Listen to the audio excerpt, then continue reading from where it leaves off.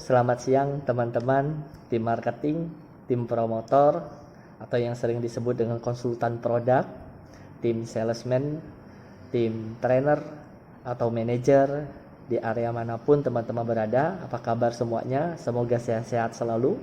Ya, senang sekali hari ini bisa punya kesempatan untuk membuat vlog, ya, untuk membahas tentunya tentang hubungan di dalam pekerjaan kita sehari-hari, yaitu marketing.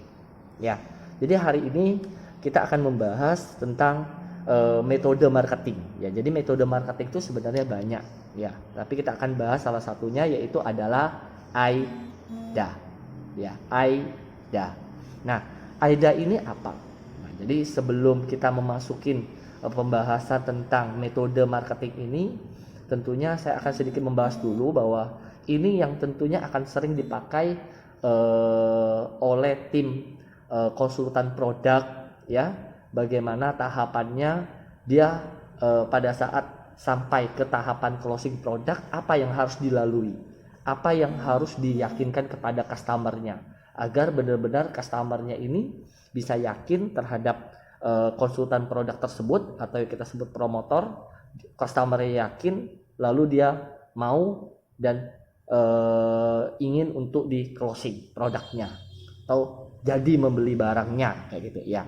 Nah, jadi banyak terkadang tim konsultan produk sendiri, tim promotor mungkin juga bingung. Tahapan saya pada saat saya mau closing barang ini seperti apa sih? Bagaimana sih tahapannya agar saya bisa berhasil closing produk saya dengan baik?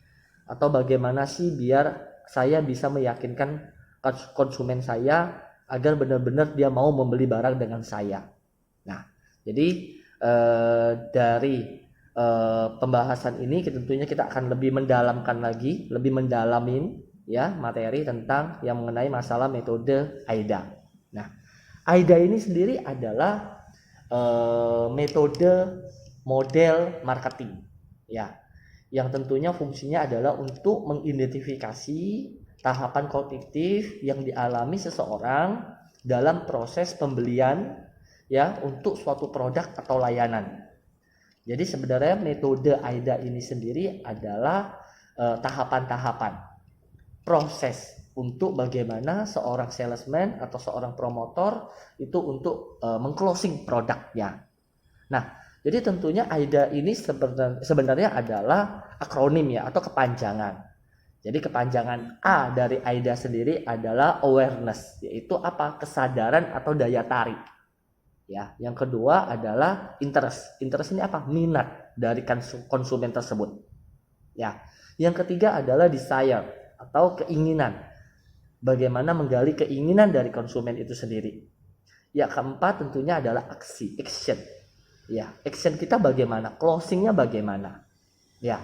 Karena banyak sekali terkadang banyak promotor kita dia tidak tahu momen di mana kapan dia harus closing produknya. Momen di mana dia harus benar-benar untuk menutup dari semua pembahasan itu untuk menawarkan benar-benar produk kita, meyakinkan customer kita untuk benar-benar membeli produk kita. Terkadang momen ini banyak promotor kita masih bingung, ya.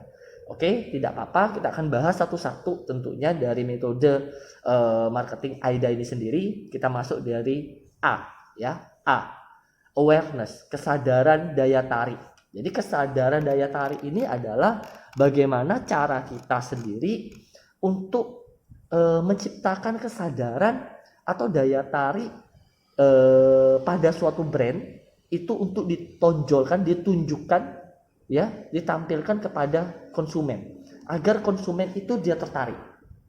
Kenapa kalau kita bahas mengenai masalah marketing HP misalnya, kenapa banyak sekali brand-brand HP itu sendiri dia memasang iklan yang besar, terkadang membuat baliho, terkadang memasang POP kecil di dalam satu toko HP.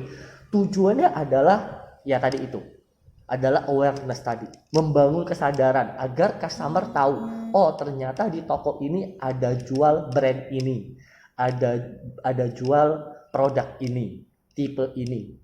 Dia tahu. Karena itu kenapa seorang promotor di dalam suatu toko hal pertama yang harus diperhatikan pada saat dia bekerja di dalam tokonya sendiri adalah tampilan displaynya.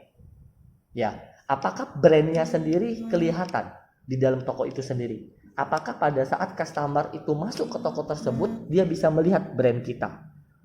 Jadi tujuannya sebenarnya adalah di awareness-nya, yaitu membangun kesadaran dari konsumen itu sendiri. Nah, pada saat konsumen ini dia sudah sadar, dia sudah tahu kondisi barang ini ternyata brand ini ada di toko tersebut, maka kita masuk ke tahapan interest. Interest ini adalah bagaimana kita membangun perhatian dari konsumen. Ya, kita bangun, betul nggak, awareness, dia sudah tertarik. Kita coba mendalami lagi, jadi kita coba pancingi lagi, mencari perhatian customer itu sendiri. Caranya bagaimana? Dengan bertanya. Tujuan bertanya tadi apa? Menggali informasi.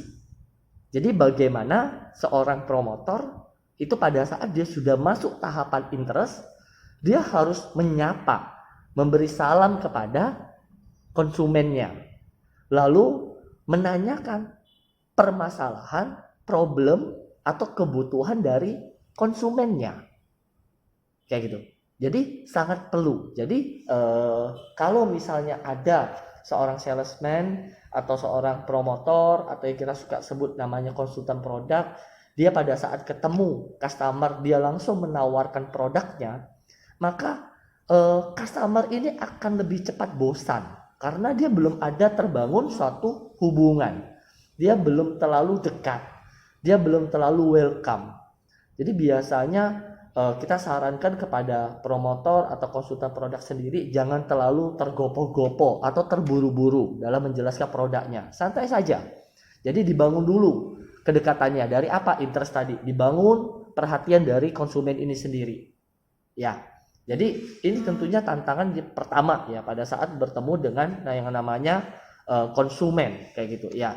Yang ketiga adalah di tahapan desire sendiri itu adalah bagaimana kita dari customer tadi sudah kita gali kebutuhannya, dari customer tadi sudah enjoy dengan kita, dari kita menyapanya dengan baik, dari customer itu suka dengan ngobrol dengan kita, atau dia mau menyampaikan keluhannya kepada kita. Nah, dari saat inilah kita masuk ke tahapan yang namanya desire. Desire ini apa? Desire ini adalah bagaimana kita memberikan solusi kepada customer ini lewat produk kita.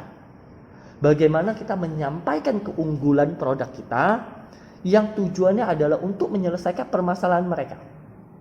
Jadi biasanya di tahapan desire ini sendiri customer biasanya banyak bertanya. Pada saat dia benar-benar sudah masuk tahapan dia sudah dekat dengan pelaku penjual tadi atau misalnya dengan promotor tadi, biasanya customer ini sudah mulai banyak bertanya.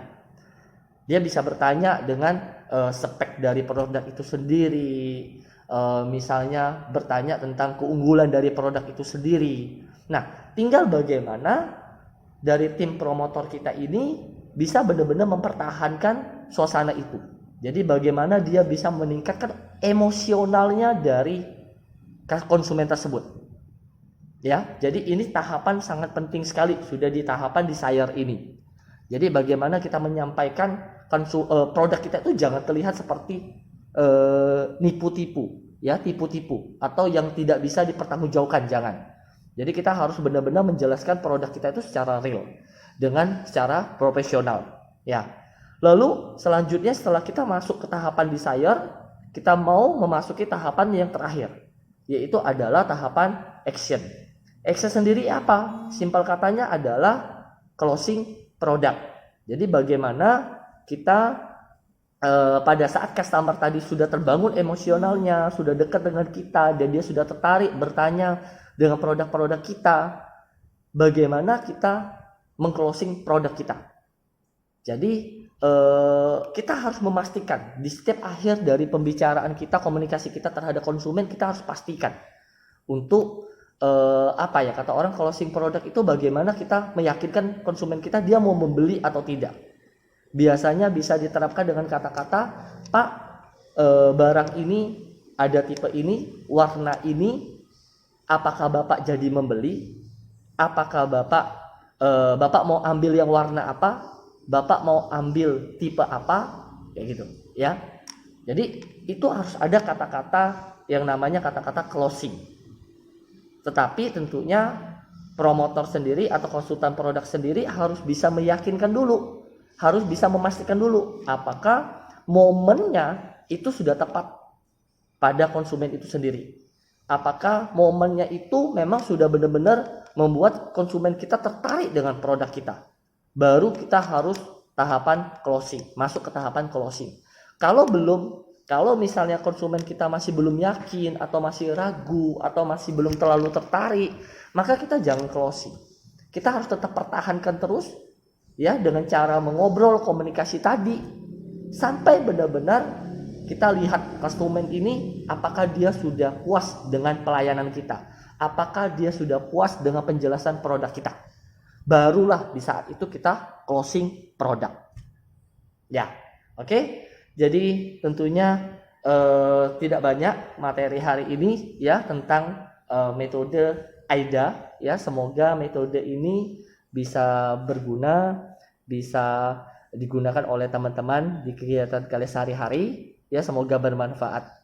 Ke depan kita akan bertemu lagi di vlog-vlog berikutnya. Terima kasih, sampai jumpa.